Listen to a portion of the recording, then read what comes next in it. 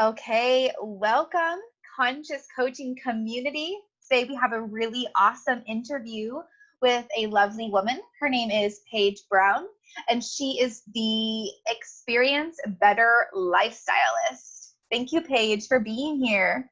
Thank you for having me. I'm excited to be here. Yes, we're both hiding in different rooms of our homes because our children and all of that awesome, badass mama entrepreneur you got to do. You got to do what you got to do. Exactly.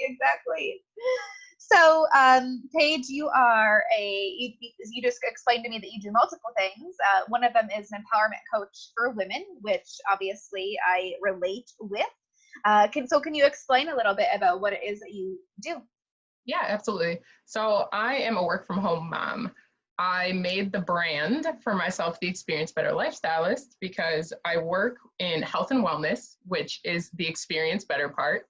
And then at the end is lifestylist, because I also work with an affiliate marketing company who gives back to women and children in need with the purchase of activewear and skincare. So yeah, it's a little bit about me. I love that so much. Also, did you start off in the health and wellness before anything else? Yes. Okay. Are you a personal trainer? No. Okay. What do you do in that? I am paired with the company, the health and wellness nutritional technology company, Prove It. Okay. I'm not a coach per se, but with all the success that I've had personally, I do coach people into just having a healthier lifestyle overall. Yeah, I love that. I just ask because I started off as a personal trainer, and the other woman who does this podcast with me, Jillian, my business partner, she also started off as a personal trainer. And oh my gosh. Yeah, it's just really funny. So many of us go from having this idea of just, we still desire to help people live a healthier lifestyle, right? But like it just evolves so much. We go from kind of like, if I'm looking one way to just expanding so much greater. Yes, I absolutely agree. It was like you kind of dipped your toe in the water with like the entrepreneurial side of like coaching and like health and wellness, and you're like, wait, I can do so much more here. Yes. Like outside of just that. Yeah, exactly. And especially too, when you do start your own business, like I don't care if you're spiritual or not, starting your own business makes you uncover some major shit about yourself, right? Oh my God, every day. So then you naturally just get into like that self-help world, and you start to realize like the mentality, the vibration, the frequencies, all of that just comes into play. And yeah, it just opens up this whole big world for you. Yes, that's exactly it. Like I couldn't have said it any better. That is how my life has unfolded. Yep. Yeah, exactly. Oh my goodness, I love it. Oh, so how I found Paige, and I'm not even sure, like maybe I was already following you. I don't know. I have no idea. But right now we're in the midst of the beautiful Black Lives Matter movement, and finally seeing change happen through it. Finally, thank goodness. And I loved that you shared a very vulnerable post about it, of like, saying like, regardless, Black Lives Matter, Black is beautiful, Black matters. Absolutely. But what you also stated is what you experience as a mixed woman, not really knowing how to fit in, being told that you weren't Black enough. And I went to a school and I went to high school, obviously we all did. and there was some girls who experienced the same thing, and they were just like, well, Black girls don't want to hang out with me because they say that I'm too white, and that just always, didn't make any sense to me. And I'm just like, who cares, right, about the color of our skin, or what does it even mean to be Black enough or not Black enough? And they would just these women would really struggle with how they would fit in. And I really just like loved your vulnerability with it all. You also stated that it kind of stifled your voice as a Black woman, and that you've experienced both racism and white privilege. So I guess I just like went on this long spiel, but you want to, like, can you Yeah, add sure. to this? Yeah. Yeah, absolutely. So it's interesting because we really are like the Black Lives Matter movement has been happening, but this was the tip of the iceberg. It feels like, at least in my opinion, that really brought forth like kind of everyone getting on board. And in the beginning of this segment of the Black Lives Matter, I wasn't quite sure where I should be. Like, quite honestly, I didn't know where I even fit in to Black Lives Matter outside of just knowing that Black Lives Matter. I was like, do I even say anything personally about this? Or do I share the voices that I feel have really been stifled, who really need to be heard because they've really gone through some shit? Like, I had a hard time distinguishing between, is what I have to say helping the Black Lives Matter movement, or does it just show that I've had privilege? And because I debated about it so much, I'm like, I cannot be the only mixed person feeling like this, like where I fit in. And I felt that I needed to state that because of being mixed, I've seen both sides.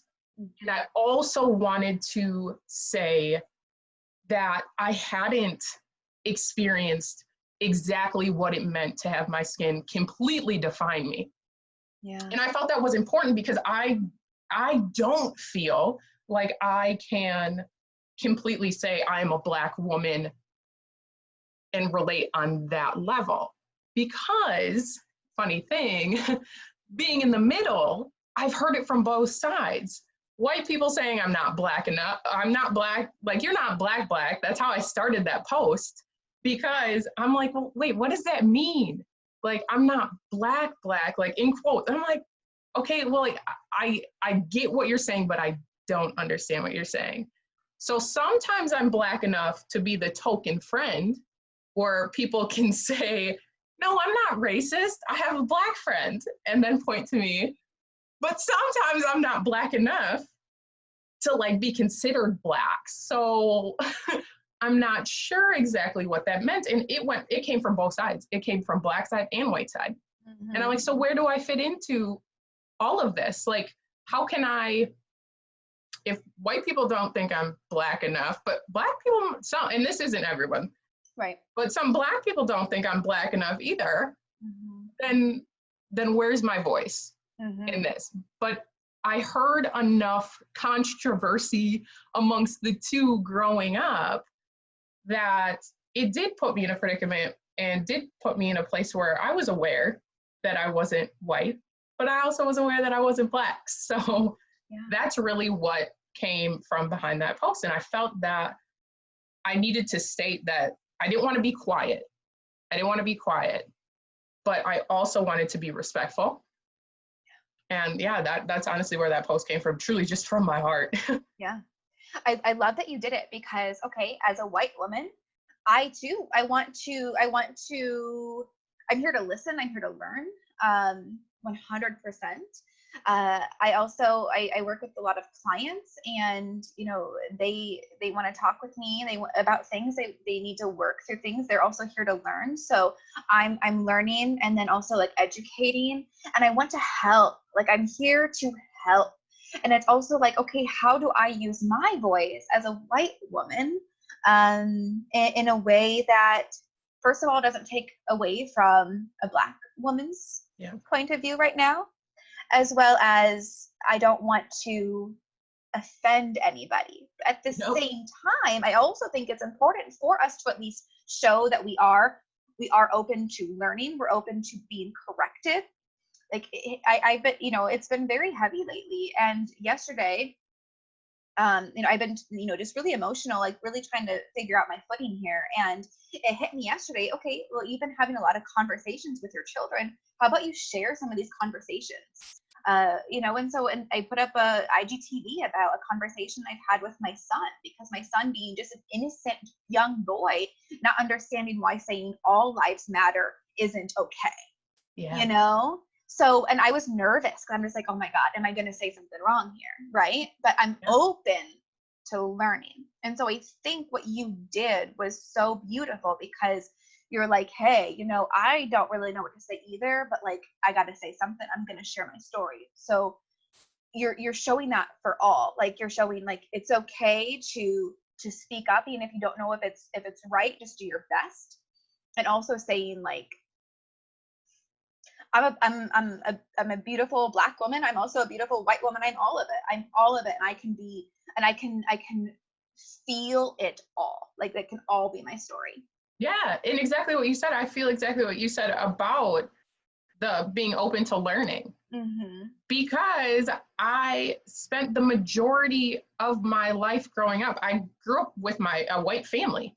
So I like the cultural things that I know like the majority of it comes from a white family. Then in high school is when we moved schools, I saw diversity. So I'm in the same boat in regards to learning as well. There is so much that I need to learn about the Black community in general. Yeah. So I'm listening too. Like, I think it's an awesome opportunity for everyone to listen. Like, truly listen. I've seen some beautiful posts too, like where a white man, it was titled like, I'm a racist. And at first I was like, oh gosh, I don't know if I should read this, but I read it, and he was just talking about how he didn't even know that he was being racist. Like, he's like, I honestly thought, like, I went to this school. He had gone to, I'm not sure what religious school, but he's like, we were taught, like, we were doing good by having like segregation. Like, we were following God's word, like so many things. And I was like, it was so powerful because I never thought of it that way. Right. I was like, how do you not see if you're being racist? Like, Right. isn't it that easy? But it's not. It's not. Yeah. And I think it's Brene Brown who says it. She says, it's not if we're racist, it's how we're racist. Oh, I love that. Yes. Yeah. Like, if you start out a sentence like, I'm not racist, but like, you're racist. You're racist. That's literally just like, no, you just literally said, I am racist, and. Yeah, exactly.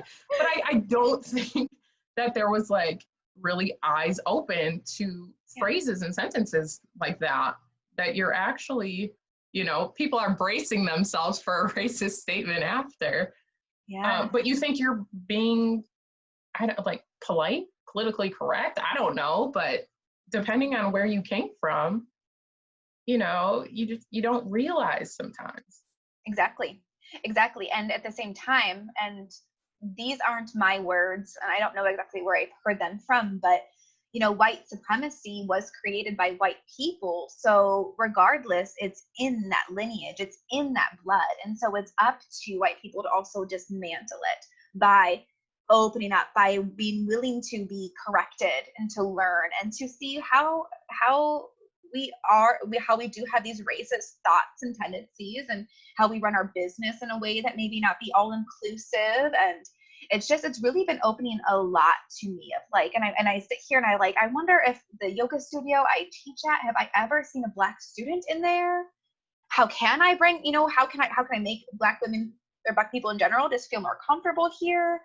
Asking all these questions, things that I've never once thought of. And it's not because of anything negative. It's just, you just don't think about it. You don't, and that's my privilege to say that I don't think about that. Yeah, and it's totally opposite ends of the spectrum, where that's what Black people are always thinking about. Yeah. Not knowing if going to the corner store is going to be safe, like in some areas. Like, it's just eye-opening. in general to me. And my sister and I have been having real deep conversations because she's mixed as well. And she's going into the police academy. Wow. So we're really dissecting and talking about like what our hopes for this world. And I had a girl ask me yesterday, actually, she's on our team, and she's like, do you feel oppressed right now? Like generally asking, like sincere in her heart. And then also asking how I felt because my husband's in the military. And I was like, what I truly want to say is I'm sad. I'm sad that I feel like so much of the issues right now in America could be solved with being just a kind human. Like as generic as that sounds and like simple as it sounds, that's truly how I feel. Like I feel like so many issues could just kind of like even out if everyone just opened their hearts a little bit more. And of course it's not that easy, just like the white supremacy is, passed down through lineage.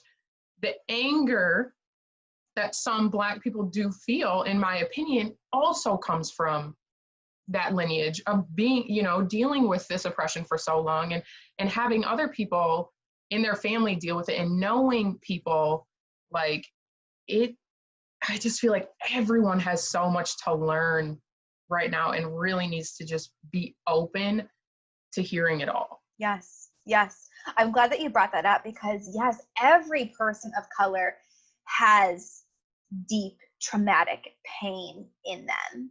And it definitely needs to be healed because it keeps just getting passed along. And yes, like if we can just be kinder, more open, with our hearts open, which means that we need the healing. We need the healing on a deep collective level.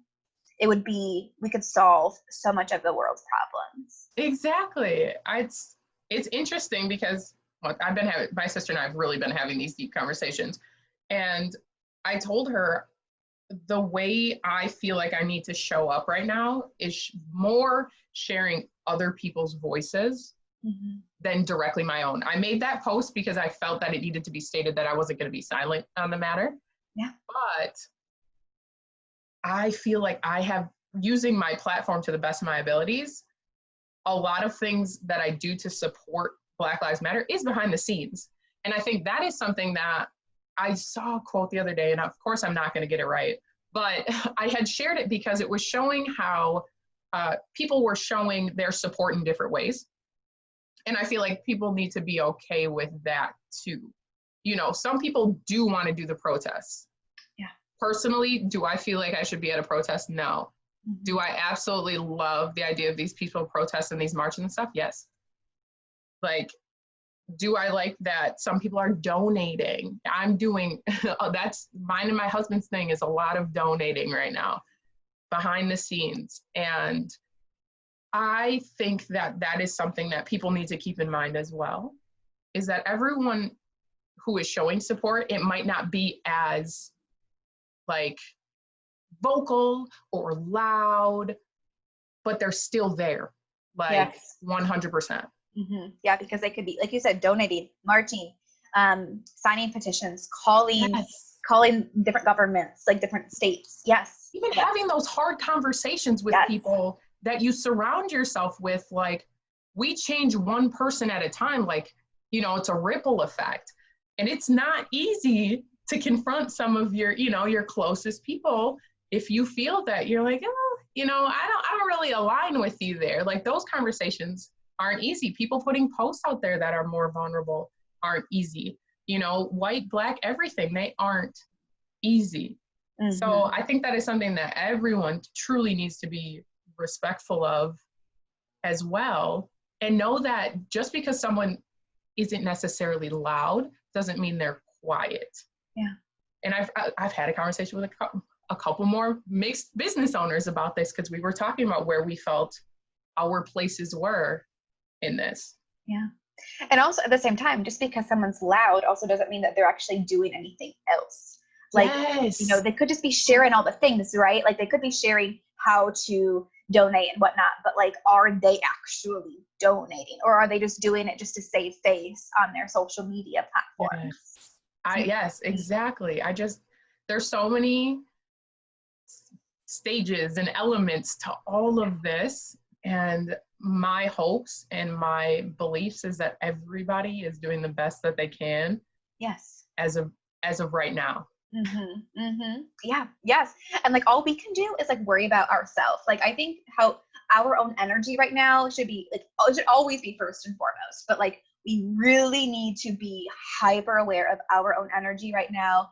And again, like the learning, dismantling, expanding, being willing to be corrected and being humble about it. And then, yeah. And like, in having the tough conversations with our family and with our friends, and not being afraid to call people out or call businesses out or stop following people or stop supporting a business because you see that they're not aligned with what's right.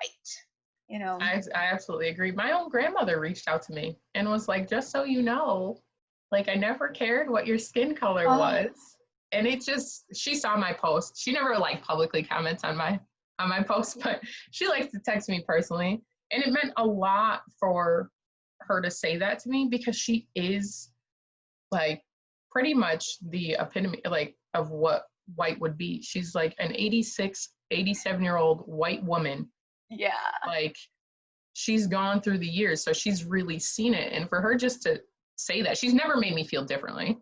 But like just for her to take the time to just say that to me, like it really meant a lot. And it wouldn't normally be a conversation we had. Yeah, because also too at that same time, a lot of people would just be like, well, I don't need to say that because of course she knows. But it's so beautiful that she took that time to say it. That really does mean a lot. That's beautiful. Yeah.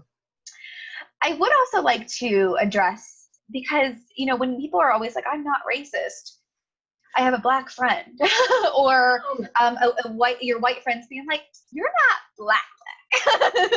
Like how does that make you, like, can you want to share a little bit how like that makes you feel, and like how that is a racist kind of comment, and even if it's met with the best intentions, like it, how does that make you feel? Like what does that make you think when people say things like that? The first thing that I've always felt is just like, oh, here we go again. Like that's honestly the first thing that I feel. I'm like, oh, once again my skin's being brought into it. Like, I don't know what that has to do with anything, but that's just the initial reaction that I had. But more as a kid, like, it just made me feel different. And it made me feel not sad, it just made me feel different. And I'm sure, actually, I'm not going to say I'm sure, I know that I internalized so much of that, and it made me move differently through life. And I started to get more hypersensitive when people would comment on my skin, even in a nice way. Like, oh, okay, this is perfect this summertime. So I like tanning. I do. I still get tan lines. Like, I like tanning. And when people would be like, you don't have to tan, I'd be like, oh, like, okay. Like, I know I'm darker, but like I still get like a nice glow. And just every kind of time there was like those little words and little things that I took them in. And I'm like, okay, well, apparently I'm different, and apparently I need to be aware of my skin tone more. And it just kind of made me feel like over time as it added up that I didn't fit in anywhere. Unless I was with other mixed people. That was about the only place that I felt where I actually was 100% accepted, was hanging out with other mixed people. And I didn't know a lot of them when I was younger. I know not a lot more now, but that was kind of how I felt every time. Just here we go. Here we go again. Did you ever have like big identity crises? Like, like, okay, so what does it mean to be a Black woman? Okay, then how can I be that? Or what does it mean to be a white woman? How can I be that? Did you ever, get lost in that? Yes. So from kindergarten until 7th grade, I went to a primarily white, and I was in a primarily wealthy white school district. There was one other Black man, and that was it. Wow. And when I came, my mom had to retire from her job as a guidance counselor because she had gotten sick. And we had started going to, it was all different. Like there was Black, Hispanic, Asian, white. It was the most beautiful thing. And I crashed hard. because I didn't know where I fit in anymore. Mm. And what I ended up doing was I gravitated toward people who looked more like me, that just had darker skin. Some were Black, some were Mexican, Puerto Rican, like just anyone that had some tint to their skin was where I gravitated to. But when I did that, I also started adopting behaviors that I knew weren't good necessarily, which was like skipping school, trying drugs, like, because I thought that's what I was supposed to do. Like, Right. and I ended up putting myself in such a position that I was in a juvenile detention center. Wow. And I ended up having to go live with my aunt and uncle to get my life back on track. And I really did, looking back, I can now say it was just an identity crisis. Yeah. And because I didn't know where I fit, I just started acting out. And even now, like, I sometimes think I'm supposed to act or be a certain way, and I'm not. I'm just me, you know? And one of my biggest pet peeves is when people say to anyone, like, oh, you're acting white or you're acting Black. And I'm like, what does that mean? Yeah. What does that mean? You know, does acting Black mean that you're acting ghetto? Are you being loud? Are you being ratchet? Like, whatever that, like, is that what that means? And then white means you're just being conservative and like uptight or whatever. I don't even know how to describe it, but I've always wondered that. I've never got a straight answer on what that exactly means, but what does it mean to act white and to act Black? Yeah, because if what you just described was the case, then white people could act Black all the time and Black people could act white all the time. You know, like it wouldn't just pertain to being mixed. It's very different. And also too, it's like, well, what's wrong with acting Black, or what's wrong with acting white, or, you know, just what's wrong with just being who I am? Exactly. Like, there, you are going to catch me being different depending on the situation that I am. If you're hanging out with me in my house and like how we're having a conversation right now, you're going to get a more lax me. Like, now if we're going into a courtroom for whatever reason and, you know, we're supposed to be dressed a certain way, like I am going to be, you know, P's and Q's, dotting my I's, crossing my T's, and being more, you know, formal. I don't like, like, I don't see anything wrong either with adapting to where you are. You don't act the same in front of your 87-year-old grandma as you do hanging out with your friends in college. Like, right. Those are two different people. Exactly. Yeah. It's like I'm not acting to any sort of skin color. I'm just acting to the position, the environment that I'm in. Yes. Yeah. So your daughter is mixed too, correct? Yes. Okay. Yes. So what, you know, what are you going to tell her? I mean, how old is your daughter right now? 3. Okay.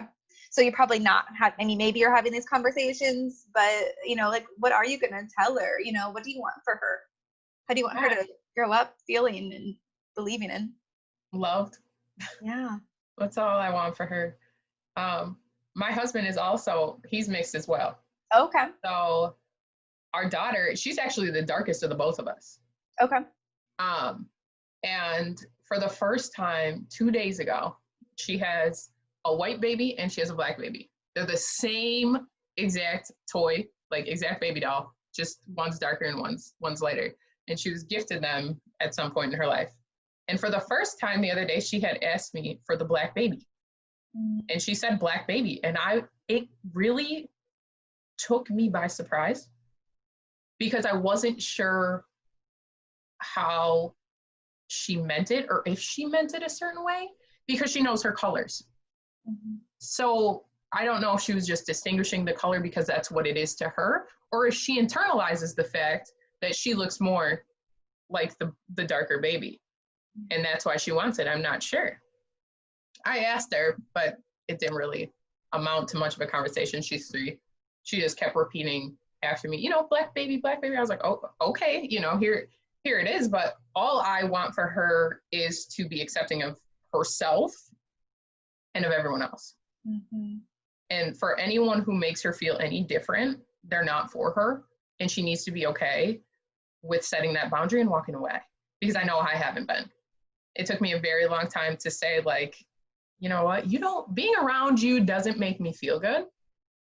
I'm going to, I'm going to move this way and I'm going to hang out with people, that make me feel loved regardless. And as long as and I tell my husband all the time, she can be spoiled. She's my baby, but she needs to be kind. Yes. And that's what I will instill in her 100%, kind to herself and kind to others. That's it. That's what I want for her. And I'm hoping it's not I'm really hoping right now is the time that we really start making huge waves. Yeah. And that she doesn't have to see so much of it, but I do think our children are going to be able to grow up in a much more healed environment. Just because I've seen, just from like what I've witnessed just in our generation, our parent generation, like, oh my goodness, like our parents really held on to a lot of skeletons. Like our grandparents, holy moly, like our grandparents have seen a lot. And then they instilled a lot of beliefs into our parents. And then it's like our generation, we're all waking up. We're all doing the deep healing work. We're like ending it. So that way we're no longer passing it on to our children. There's always going to be like that darkness, right? But I think that we're just waking up on such like a broad scale that our children are going to be living much better, unified lives. I think so too. I sure hope so, because with what I see just even on like Facebook and Instagram and people that I've had as friends that I knew weren't racist, like to see some of the posts that they share and like with like Black Tuesday, I don't know, but it really touched my heart to see so many people, not that I expected them not to, but just to see that they weren't quiet about it on social media. I thought that was so cool. It was so cool.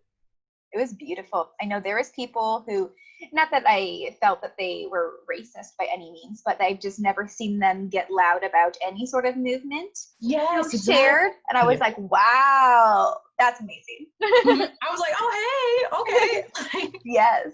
Very cool. Oh, so, what advice do you have then for like other mixed people or, any sort of person of color who maybe, or who are hearing things like, I'm not racist, I have a Black friend, or, saying like, oh, you act white, or, just any like of these comments, what would you say to them? Like, what would you say to these people who are experiencing this? If the people who are saying this to you are in your inner circle, be brave enough to have those tough conversations.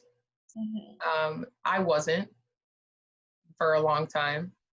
And if they're really your people and they're meant to be in your life, share your heart with them and tell them how it makes you feel.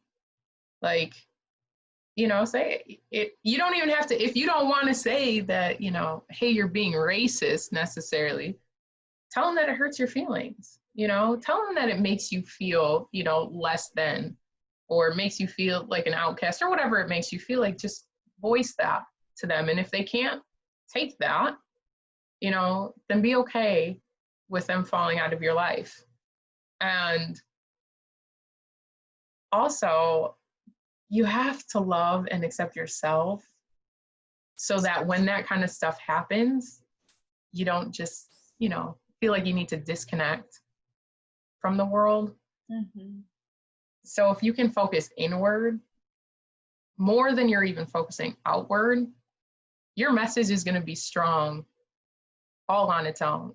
3 years ago, if this happened, I can probably guarantee I wouldn't have made the post that I made. Wow. I would have been so nervous. Mm-hmm. I would have, I'm gonna lose friends, or like people aren't gonna like me or whatever.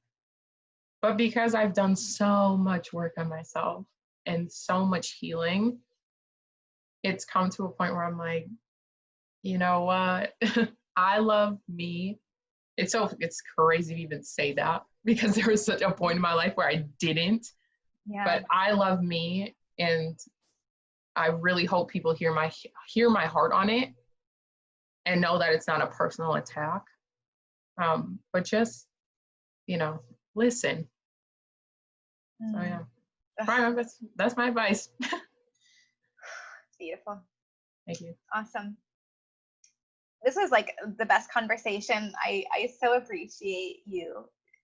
I appreciate you. Like when you're like, do you want to do it? I was like, at first I was like, I've never even spoke on this before, but I was like, me either. We're in it together. Yeah. I was like, this is the perfect opportunity. Yeah. Why not? So thank you for offering me this opportunity to really speak on it and actually hear what I have to say about it. Because some of this is stuff as we're speaking, I'm like, wow, I really do feel that way. I'm having revelations about it too, which is only going to help, us be able to, forward this movement as well. I agree. So Paige, do you have any offers or programs out right now, or, just how can people work with you? I will absolutely, like I said, I'll share my website with you. Yeah, it'll all be in the show notes below. Perfect. And you can work with me on many levels. I have a Facebook community where I just do healthier lifestyle, recipes, and things that you can absolutely be added to. You can work with me with health and wellness, and that's in my website. You can support the activewear and donating, and that's on my website. So I'll share that, and everything's right there. And then you can connect with me on Facebook, Paige Brown. Also Instagram, The Experienced Better Lifestylist. And yeah. Awesome. All right. And I got one surprise question I told you we would have. What does conscious coaching mean to you? Ooh, I like this question. The biggest word that sticks out to me when you ask that is awareness. When I hear conscious coaching, I think of awareness. I think of not only being aware of yourself, but being aware of others. And just even with what we specifically spoke on, like being able to be open to hearing and learning and being corrected and just really, waking up like it feels like the world is right now. So yeah, that's what that makes me think of. I love it. Perfect. Okay. Thank you so much. You're so beautiful. Thank you so much for your vulnerability. I am just really grateful that we've connected. I freaking love social media when I get to find amazing people like you, and I look forward to connecting with you going forward. Me too. Thank you. Okay. All right. Thank you so much. Bye. Bye.